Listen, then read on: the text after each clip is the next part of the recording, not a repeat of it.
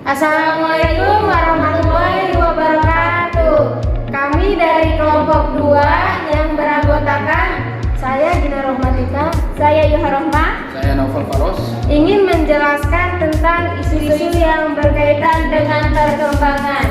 Selamat menyaksikan.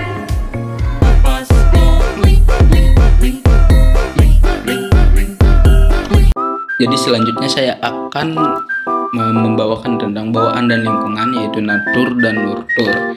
Sesuai dari namanya, natur adalah alami gitu kan, yaitu yang bersifat alami, yaitu merupakan konsep yang lebih menitik beratkan faktor gen dari orang tua terhadap perkembangan individu.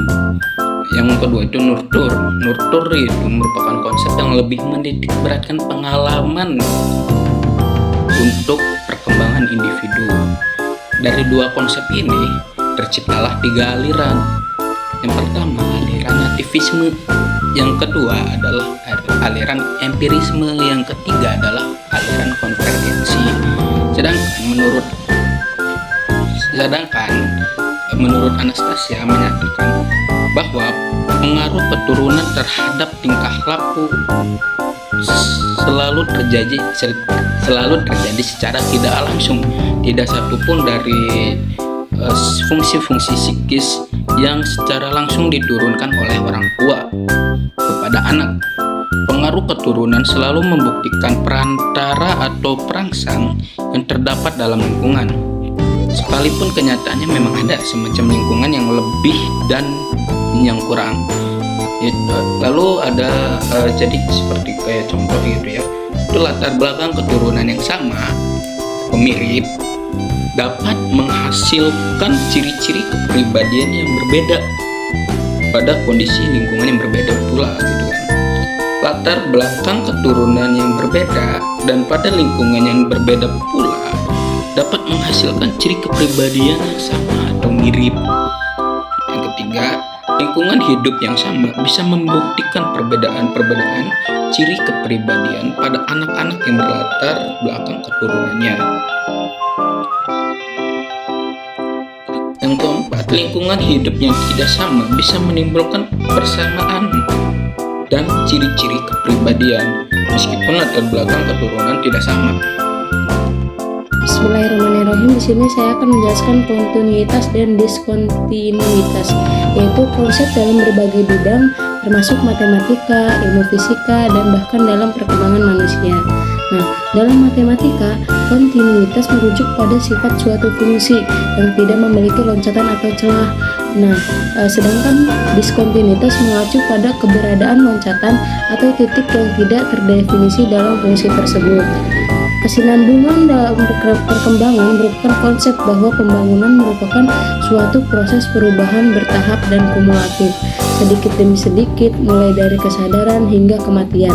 Gangguan perkembangan mengacu pada perkembangan melalui tahap-tahap tertentu atau tidak merata sepanjang siklus hidup. Perubahan kuantitatif tidak akan berlanjut selama perkembangan genetik seperti perubahan terkait tinggi dan berat badan, karena sampai umur tertentu akan ada penghentiannya. Jika perubahan ini mempengaruhi kualitas, tidak akan ada kemajuan nyata karena keadaan tidak lagi sama. Wiener menyebut kemunculan atau epigenesis merupakan perubahan kualitatif yang selalu terhenti karena tidak mempunyai arah atau pengaruh yang berkesinambungan. kemudian stabilitas perubahan.